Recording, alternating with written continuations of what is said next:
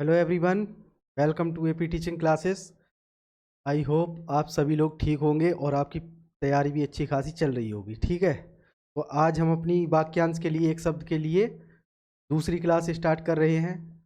ठीक है, और ये आपकी आखिरी क्लास है। प्रीवियस ईयर डीएसएसबी में जो भी वाक्यांश से संबंधित क्वेश्चन थे वो मैंने आपको यहाँ आज ख़त्म करेंगे। ठीक है, इसके बाद कल हम जो अपनी अगली क्लास स्टार्ट करेंगे वो मुहावरे से संबंधित होगी। ठीक है, तो चलिए अब स्टार्ट करते हैं आपकी आज की क्लास। तो पहला क्वेश्चन है आज का, जो दूसरों के लिए बोलता हो। क्वेश्चन क्या है? जो दूसरों के लिए बोलता हो, क्या बोलते हैं उसे? दूसरों के लिए बोलता हो। ऑप्शन है वक्ता, प्रवक्ता, वादी या कोई भी नहीं। तो जो दूसरों के लिए बोलता हो उसे बोलते हैं प्रवक्ता। ठीक है, दूसरों के लिए बोलता हो ऐसे व्यक्ति को क्या कहा जाता है? प्रवक्ता कहा जाता है। ठीक है, वक्ता क्या होता है? वक्ता जो बोल रहा है, जो बोल रहा है उसे बोलते हैं प्रवक्ता। सॉरी, जो उस बोल रहा है उसे वक्ता, बोल रहा है, जो बोल रहा है उसे बोलते हैं वक्ता। प्रवक्ता जो दूसरों के लिए बोलता है। वादी जो मुकदमा दायर करे, जो मुकदमा जो मुकदमा दायर करे उसे वादी कहा जाता है। मुकदमा दायर करे, और जिस पर मुकदमा दायर हुआ है उसे अभियुक्त कहा जाता है। जिस पर मुकदमा दायर होता है उसे अभियुक्त कहा जाता है, और जो मुकदमा दायर करे उसके लिए एक शब्द होता है वादी। सॉरी, हाँ, वादी होता है। ठीक है, तो अगला क्वेश्चन देखते हैं। अगला क्वेश्चन है, जिसके हृदय में ममता ना हो। तो जिसके हृदय में ममता ना हो उसे क्या कहते हैं? निर्मम, आस्तिक, कृतघ्न या निश्चिंत।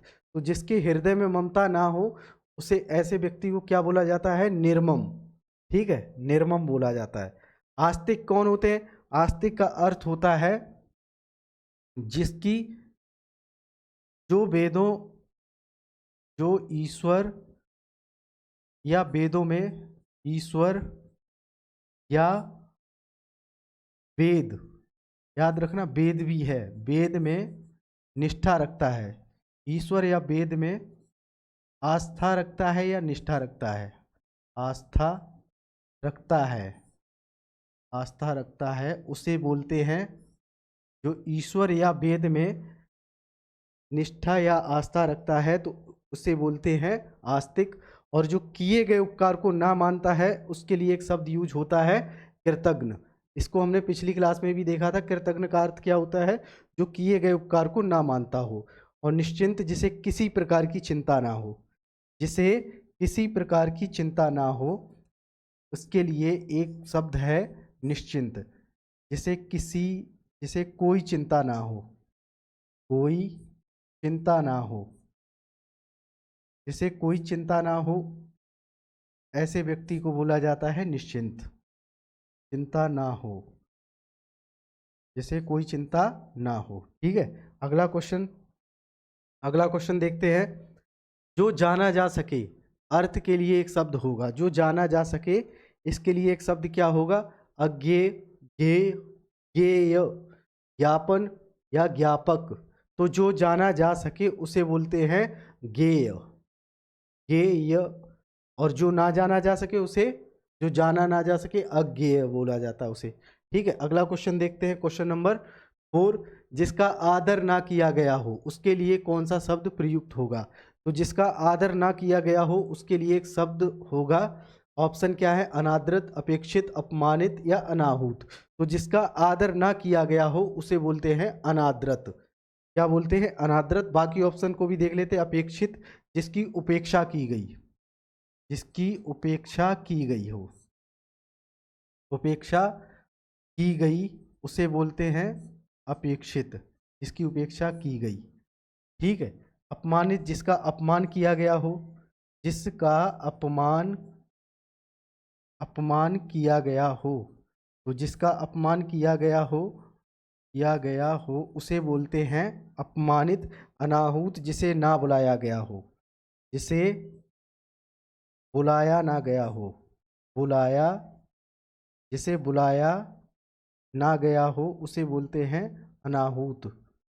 बुलाया ना गया हो, जिसे बुलाया ना गया हो उसे बोलते हैं अनाहूत।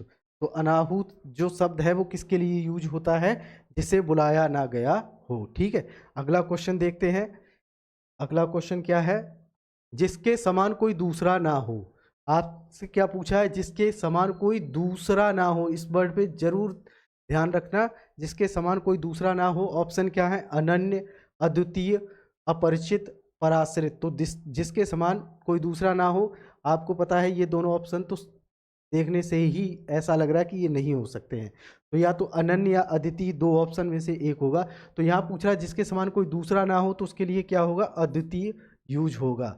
जबकि अनन्य का अर्थ होता है जिसके समान कोई अन्य ना हो। जिसके समान कोई अन्य ना हो उसे अनन्य कहा जाता है। जिसके समान, जिसके समान कोई अन्य ना हो, जिसके समान कोई अन्य ना हो उसे क्या कहते हैं? अनन्य। अन्य ना हो उसे बोला जाता है अनन्य। जिसके समान कोई अन्य ना हो उसे बोला जाता है अनन्य। और जिसके समान कोई दूसरा ना हो, इसके लिए एक शब्द क्या यूज होगा? इसके लिए एक शब्द होगा अद्वितीय, अद्वितीय। ठीक है, अगला क्वेश्चन देखते हैं। जिसे क्षमा ना किया जा सके, जिसे क्षमा ना किया जा सके, वाक्यांश के लिए एक शब्द होगा। क्या शब्द होगा? अपराधी, अत्याज्य, दंडनीय या अक्षम्य। तो इसके लिए एक शब्द होगा अक्षम्य। जिसे क्षमा ना किया जा सके उसे बोलते हैं अक्षम्य। ठीक है, अपराधी क्या होता है? अपराधी जिसने अपराध किया है उसे अपराधी कहा जाता है। बहुत सिंपल है, ये आप सब लोग बता दोगे आसानी से। और जिसे जो त्यागने योग्य ना हो, जो त्यागने योग्य ना हो उसके बोलते हैं अत्याज्य। जो त्यागने योग्य ना हो, त्यागने योग्य ना हो, त्यागने योग्य ना हो, जो त्यागने योग्य ना हो उसे बोलते हैं अत्याज्य। और दंडनीय का अर्थ होता है जो दंड देने योग्य हो, जो दंड के योग्य हो, दंड के योग्य हो। इसके लिए एक शब्द होगा दंडनीय, जो दंड के योग्य हो। क्लियर? अगला क्वेश्चन देखते हैं। जो कुछ ना जानता हो के लिए एक शब्द होगा। जो कुछ ना जानता हो उसके लिए एक शब्द क्या होगा? अभिज्ञ, ज्ञाता, अज्ञ या विशेषज्ञ। जो कुछ ना जानता हो इसके लिए एक शब्द क्या होगा? अज्ञ। मैंने बताया था पिछली क्लास में कि जो कुछ ना जानता उसके लिए एक शब्द क्या होगा? अज्ञ। ठीक है, विशेषज्ञ का भी मैंने बताया, जो किसी विशेष विषय का ज्ञान रखता हो उसके लिए एक शब्द यूज होता है विशेषज्ञ। ठीक है, अगला क्वेश्चन देखते हैं। इतिहास को जानने वाला, इतिहास को जानने वाले के लिए एक शब्द आपको बताना है। पुरातत्ववेत्ता, इतिहासकार, इतिहासज्ञ या ऐतिहासिक। तो इतिहास से संबंधित के लिए एक वर्ड होता है ऐतिहासिक। ठीक है, जो पुरातत्ववेत्ता वो लोग होते हैं, इसे आर्कियोलॉजिस्ट भी कहा जाता है। जो जैसे सिंधु घाटी सभ्यता की खोज की है, वहाँ खुदाई पे जो मतलब जो अवशेष मिलते हैं या जो कुछ भी मिलता है जो पुरानी सभ्यता से संबंधित होता है उन्हें पुरातत्ववेत्ता कहा जाता है। लेकिन आपको क्वेश्चन में पूछा गया है इतिहास को जानने वाला, तो क्या होगा? इतिहासज्ञ। इसका सही आंसर होगा इतिहास को जानने वाले के लिए इतिहासज्ञ, ना कि इतिहासकार। याद रखना क्या होगा? इतिहासज्ञ। ठीक है, अगला क्वेश्चन देखते हैं। अंदर छिपा हुआ के लिए एक शब्द होगा। अंदर छिपा हुआ, अंदर छिपा हुआ के लिए एक शब्द क्या होगा? प्रच्छन्न, अंतर्निहित, अज्ञात या गोपनीय। तो इसका सही आंसर क्या होगा? अंतर्निहित। अंदर छिपा हुआ के लिए एक शब्द क्या होगा? अंतर्निहित। जबकि प्रच्छन्न का अर्थ क्या होता है? छिपा हुआ। ठीक है, प्रच्छन्न का अर्थ होता है छिपा हुआ। या जैसे प्रच्छन्न बेरोजगारी आपको पता है, प्रच्छन्न का अर्थ होता है छिपना या छिपा हुआ। ठीक है, छिपी हुई बेरोजगारी, प्रच्छन्न बेरोजगारी जो दिखाई नहीं देती। अज्ञात जिसे हम नहीं जानते तो उसके लिए क्या होता है? अज्ञात। ठीक है, ऐसे ही अगला क्वेश्चन देखते हैं।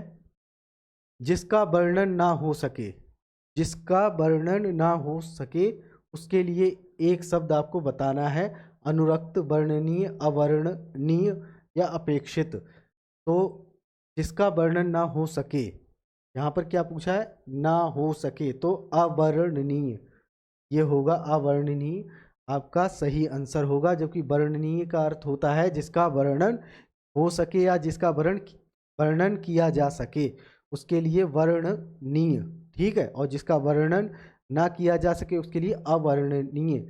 अपेक्षित का भी मैंने थोड़ी देर पहले बताया था कि जिसकी उपेक्षा की गई हो, क्या, जिसकी उपेक्षा की गई हो उसे अपेक्षित कहा जाता है, या जिसकी उपेक्षा की गई हो, उपेक्षा की गई हो, उपेक्षा की, जिसकी उपेक्षा की गई हो उसके लिए एक वर्ड होता है अपेक्षित, ठीक है, की गई। अनुरक्त का अर्थ होता है किसी के प्रेम में पड़ा हुआ, किसी के प्रेम में पड़ा हुआ या किसी के प्रेम या लगाव की भावना को अनुरक्त कहा जाता है, ठीक है। अगला देखते हैं, दिए गए वाक्यांश के लिए उचित सार्थक का चयन कीजिए। गीत रचने वाला, गीत रचने वाला अर्थात गीत का जो गीत बनाते हैं उन्हें क्या कहा जाता है? ऑप्शन क्या है, गायक, गीतकार, गायिका या ग्रंथकार। तो इसका सही आंसर क्या होगा, ना तो गायक होगा, गायक आपको पता है गीत गाने वाले के लिए यूज होता है गायक, और गीत गाने वाली के लिए क्या यूज होता है, गायिका। ऐसे ही ग्रंथ की रचना करने वाले को ग्रंथकार कहा जाता है। अब बचा है सिर्फ ऑप्शन नंबर 2, इसी को, यही आपका आंसर है, गीतकार। तो गीत रचने वाले को क्या बोला जाता है, गीतकार। तो अगला क्वेश्चन देखते हैं, रात्रि में विचरण करने वाला। अब आपको बताना है कि रात्रि में विचरण करने वाले के लिए क्या एक शब्द होगा, जलचर, थलचर, नीरस और या निशाचर। आपको पता है रात्रि को निशा भी कहा जाता है, तो इसका सही आंसर क्या होगा, निशाचर। जैसे कि जो ऐसे कुछ जीव जंतु जैसे चमगादड़ हो गया या कुछ बिच्छू बिच्छू टाइप के ऐसे जीव जंतु भी होते हैं जो रात्रि में विचरण करते हैं, जैसे राक्षस भी होते हैं, तो उनके लिए एक शब्द क्या यूज होता है, निशाचर, ठीक है। तो रात्रि में विचरण करने वाले के लिए निशाचर, और जल में विचरण करने वाले के लिए जलचर। जल में विचरण करने वाला, जल में विचरण, विचरण का अर्थ होता है घूमना, जल में विचरण करने वाला, जल में विचरण करने वाला के लिए जलचर। स्थल पर विचरण करने वाले का, स्थल पर विचरण करने वाले के लिए क्या होगा, थलचर। जबकि थल पर विचरण करने वाले के लिए थलचर। नीरस मतलब होता है रस से हीन, रस से हीन, रस से हीन को बोला जाता है नीरस, रस से हीन, ठीक है। आशा करता हूं आपको क्लास समझ में आ रही होगी, ठीक है। अब हम अपना अगला क्वेश्चन देखते हैं। अगला क्वेश्चन है, साथ काम करने वाला, साथ काम करने वाले के लिए एक शब्द आपको बताना है, क्या है, ऑप्शन सहपाठी, सहचर, सर्वज्ञ, सहकर्मी। तो साथ काम करने वाले के लिए क्या होगा, साथ काम करने वाले के लिए एक शब्द क्या होगा, सहकर्मी। सहपाठी का अर्थ होता है साथ में पढ़ने वाला या साथ में अध्ययन करने वाला, ठीक है। साथ में पढ़ने वाले को बोलते हैं सहपाठी। ऐसे ही सब कुछ जानने वाला सर्वज्ञ, ये हमने देख चुके हैं इसको 2-3 बार। सहपाठी का अर्थ होता है साथ में पढ़ने वाला, और जो साथ में काम करने वाला, काम करने वाले के लिए होता है सहकर्मी। यही आपका आंसर है क्वेश्चन नंबर 14। निम्नलिखित में से नीचे दिए गए वाक्य के लिए एक शब्द का चयन कीजिए। तो बताना है आपको, ऐसी चंद्रिका या शोभा। चंद्रिका का अर्थ होता है शोभा, या रात में इसको मतलब चांदनी भी कहा जाता है। तो ऐसी चंद्रिका जिसे देखने या समझने वाला कोई ना हो, मतलब ऐसी चंद्रिका जिसे देखने या समझने वाला कोई ना हो। तो अरण्य चंद्रिका, आरंभ चंद्रिका, चंद्रिका या अनुमोदनी चंद्रण। तो इसका सही अर्थ होगा अरण्य चंद्रिका। अरण्य का अर्थ होता है वन, और चंद्रिका का मतलब चांदनी। तो वन में जब आपने देखा होगा कि इतनी कुछ इतने घने वन होते हैं, जैसे अमेजन फॉरेस्ट आपने देखा होगा कि वहाँ पर कोई भी इंसान का रहना मतलब बहुत ही टफ होता है वहाँ सरवाइव करना। तो ऐसी चंद वहाँ पर जो भी चांदनी रात होती है तो उसे कोई देख नहीं सकता, तो उसी के लिए एक वर्ड है कि ऐसी चंद्रिका जिसे देखने या समझने वाला कोई ना हो, तो अरण्य चंद्रिका यानी कि वन की चंद्रिका ऐसा होता है जिसे देखने या समझने वाला कोई ना हो। अगला क्वेश्चन देखते हैं। अन्न को पचाने वाली अग्नि। तो अन्न अन्न मतलब भोजन को पचाने वाली अग्नि को क्या कहा जाता है? ऑप्शन देखते हैं। धात धातवाग्नि, बड़वाग्नि, दावानल, जठराग्नि। तो अन्न को पचाने वाली अग्नि के लिए एक जो वर्ड यूज होता है उसको बोलते हैं जठराग्नि। क्या? जठराग्नि। हमारे जैसे कि स्टमक होता है, जो अमाशय होता है, वहाँ से एक रस निकलता है, उसे हम बोलते हैं जठर रस। मतलब बायोलॉजी की भाषा में या हिंदी में उसे जठर रस बोलते हैं और इंग्लिश में HCl। तो वही जठर है, उसे ही वो क्या करता है, पचाने का काम ही करता है भोजन को, तो उसे ही जठराग्नि कहा जाता है। बड़वाग्नि का अर्थ होता है समुद्र में लगने वाली आग। समुद्र में समुद्र में लगने वाली आग। समुद्र में लगने वाली आग। लगने वाली आग। ठीक है, समुद्र में लगने वाली आग को बड़वाग्नि कहा जाता है। दाव का अर्थ मैंने बताया था क्या होता है। दाव का अर्थ होता है, दाव के पर्यायवाची जब हमने पढ़े थे, ये वन से संबंधित है। दाव किसका पर्यायवाची है? वन का पर्यायवाची है। तो दावानल का अर्थ होता है वन में लगने वाली आग। वन में वन में लगने वाली आग। वन में लगने वाली आग को दावानल या दावाग्नि भी कहा जाता है। ठीक है, तो ऑप्शन एक बार फिर से देखते हैं। बाणवाग्नि का अर्थ होता है समुद्र में लगने वाली आग, और दावानल का अर्थ होता है वन में लगने वाली आग। ठीक है, और जठराग्नि, जठराग्नि का अर्थ होता है अन्न को, अन्न या अर्थात भोजन, भोजन को पचाने वाली अग्नि, तो जठराग्नि होता है। ये काफ़ी इंपॉर्टेंट है, ये 1-2 साल में रिपीट होता ही रहता है ये क्वेश्चन। तो इसको आप ढंग से ऐसे नहीं, तो आपको एक तरफ ये दे देगा और फिर कहेगा कि सुमेलित कीजिए, इसे मिलाने के लिए आपसे ये क्वेश्चन ऐसे भी पूछ लेता है। ठीक है, तो हम अपना अगला क्वेश्चन देखते हैं, क्वेश्चन नंबर 16। निम्नलिखित प्रश्न में 4 विकल्पों में से उस सही विकल्प का चयन करें जो वाक्यांश के लिए, जैसे दूसरे के अन्न पर जीने वाला। दूसरे के अन्न पर जीने वाले, तो दूसरे का अर्थ क्या होता है? इसे हम पर भी बोलते हैं, पर। पर तो पर मतलब दूसरे के अन्न पर जीने वाले को क्या बोलते हैं?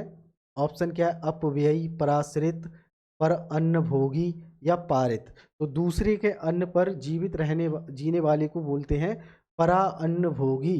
मतलब दूसरे के अन्न, परा मतलब हो गया दूसरा, अन्न का मतलब आपको पता ही है भोजन, और भोगी का मतलब उसे खाने वाला या उसका भोग करने वाला। तो परा अन्न भोगी का अर्थ आपको पता चल गया है, दूसरे के अन्न पर जीने वाला। ठीक है, ऐसे ही पारित, जिसे सभी की स्वीकृति प्राप्त हो तो उसे पारित कहा जाता है। दूसरे पर आश्रित रहने वाला पराश्रित कहा जाता है। और जो अधिक खर्च करने वाला, अधिक खर्च करने वाला, उसे अपव्ययी कहा जाता है। क्या? अधिक अधिक खर्च करने वाला। अधिक खर्च करने वाला, इसके लिए एक वर्ड यूज होता है। क्या होता है? अधिक खर्च करने वाले को बोलते हैं अपव्ययी। अपव्ययी के लिए एक अपव्ययी किसके लिए एक शब्द क्या होगा? अधिक खर्च करने वाला। ठीक है, पराश्रित, जो दूसरे के ऊपर आश्रित हो उसके लिए होता है पराश्रित। ठीक है, परान्नभोगी ये क्वेश्चन में आपसे पूछा है, अच्छे से देख लिया। पारित, जिसे सभी की स्वीकृति प्राप्त हो, जिसे सभी की स्वीकृति प्राप्त हो। याद रख लीजिए, जब हमने पहली क्लास इसकी की थी तो यही क्वेश्चन के रूप में आपसे पूछा गया था और हमने इसको अच्छे से देखा। तो अभी जब आप ये क्लास देख रहे हो तो आप पहली क्लास भी इसकी देख लीजिए ताकि आपको अच्छे से ये क्लियर हो जाए। ठीक है, तो आज का अगला क्वेश्चन देखते हैं, क्वेश्चन नंबर 17। जिस समय मुश्किल से भिक्षा भी मिले। वाक्यांश के लिए एक शब्द आपको बताना है कि एक ऐसा टाइम जहां मुश्किल से भिक्षा या भीख भी मिलना बहुत मुश्किल हो। ऐसा कौन सा टाइम होता है? दुर्लग्य, दुर्भिक्ष, मुर्मुक्ष या दुर्घर्ष। तो ऐसा टाइम होता है दुर्भिक्ष या अकाल। इसे आम बोलचाल की भाषा में क्या बोलते हैं? अकाल। आपने देखा सूखा या बाढ़ की स्थिति में, या भारत में बहुत अंग्रेजों के टाइम में 1860 6 में जो अकाल पड़े थे, ये ऐसे आपने बहुत सी हिस्ट्री में भी देखा होगा। तो दुर्भिक्ष का अर्थ होता है कि ऐसा टाइम जहाँ भिक्षा भी बहुत मुश्किल से मिले, तो उसे दुर्भिक्ष कहा जाता है। ठीक है, अगर यहाँ पर बाकी ऑप्शन में मुमुक्ष होता तो मोक्ष प्राप्त करने का इच्छुक मुमुक्ष, और दुर्धर्ष होता तो वो, लेकिन ये स्पेलिंग मिस्टेक है, तो इस क्वेश्चन को हम बस यही देखेंगे कि दुर्भिक्ष का अर्थ आपको पता चल गया। अगला देखते हैं, क्वेश्चन नंबर अगला है, वर्षा के जल से पालित वाक्यांश के लिए एक शब्द आपको बताना है। वर्षा के जल से पालित वाक्यांश के लिए एक शब्द क्या है? ऑप्शन सृष्ट है, सृष्ट, दोआब, कपर्द या देवमात्रक। तो इसका सही आंसर क्या होगा? देवमात्रक। आप इसको याद रखना, वर्षा के जल से पालित अर्थात ऐसी भूमि जो वर्षा के जल से सिंचित हो या पालित हो, तो उसके लिए होता है देवमात्रक। ठीक है, चलिए अगला क्वेश्चन देखते हैं। पीछे पीछे चलने वाला इस वाक्यांश के लिए उपयुक्त शब्द का चयन करें। तो पीछे पीछे चलने वाले के लिए एक शब्द आपको बताना है, क्या है? अनुगामी, मित्र, सहयात्री, अनुवर्ती। तो पीछे पीछे चलने वाले के लिए एक शब्द क्या होगा? अनुगामी। ये आपका सही आंसर है। सहयात्री का अर्थ होता है साथ साथ यात्रा करने वाला, उसे बोलते हैं सहयात्री। क्या? सहयात्री। ठीक है, अगला क्वेश्चन देखते हैं। दिए गए वाक्यांश के लिए उचित शब्द का चयन कीजिए। जिसने यश प्राप्त किया हो, तो जिसने यश प्राप्त किया हो, ऐसे इसे क्या कहा जाता है, या उसके वाक्यांश के लिए एक शब्द क्या होगा जिसने यश प्राप्त किया हो? यथोचित, यथापूर्व, यथाविधि, यशस्वी। तो जिसने यश प्राप्त किया हो, क्या यश प्राप्त किया हो, उसे बोला जाता है यशस्वी। यशस्वी बोला जाता है। यशस्वी का अर्थ आपको पता चल गया कि जिसने यश प्राप्त किया हो उसे यशस्वी कहा जाता है। क्वेश्चन नंबर 21, आलोचना करने वाला। दिए गए वाक्यांश के लिए उचित शब्द का चयन कीजिए। आलोचना करने वाला, आलोचना का अर्थ होता है कि किसी के गुण और दोष की व्याख्या करने वाले को आलोचक कहा जाता है, और इस प्रक्रिया को आलोचना कहलाती है। मतलब गुण और दोष दोनों की बारे में जो बात करते हैं उसे आलोचना कहा जाता है। तो आलोचना करने वाले को क्या बोला जाता है? अध्योपांत। जिसका ना आरंभ और अंत ना हो तो उसके लिए अध्योपांत। जिसका आरंभ और अंत ना हो तो इसके लिए एक वर्ड क्या होता है? अध्योपांत। आलोचना करने वाले को आलोचक कहा जाता है। यही आपका आंसर है। बहुत सिंपल सा क्वेश्चन था ये, और ऐसे क्वेश्चन आपके DSSB में पूछे जाते रहे हैं। हो सकता है ये रिपीट हो जाए। ठीक है, 2023 में यानी कि लास्ट ईयर ही ये क्वेश्चन आपके एग्जाम में DSSB पंप ड्राइवर या फिटर इलेक्ट्रिकल परीक्षा में ये क्वेश्चन आपसे पूछा गया है। ठीक है, तो इसका सही आंसर क्या था? आलोचक। आगंतुक का अर्थ क्या होता है? आगंतुक का अर्थ होता है मेहमान या अतिथि। मेहमान या अतिथि को आगंतुक भी कहा जाता है। और आयात का अर्थ होता है किसी दूसरे देश से वस्तुओं को अपने देश में मंगवाना, ठीक है, या खरीदना, उसे आयात कहा जाता है। अगला क्वेश्चन देखते हैं। तो साथियों, वाक्यांश के लिए एक शब्द से संबंधित जितने भी क्वेश्चन थे वो हमने यहाँ पर देखे। एक एक करके हमने उनकी अच्छे से डिटेल में उसकी व्याख्या भी देखी। ठीक है, तो इस चैप्टर में बस इतना ही था। कल से हम अपना एक जो DSSB हिंदी सेशन की जो अगला चैप्टर शुरू करेंगे वो होगा मुहावरे।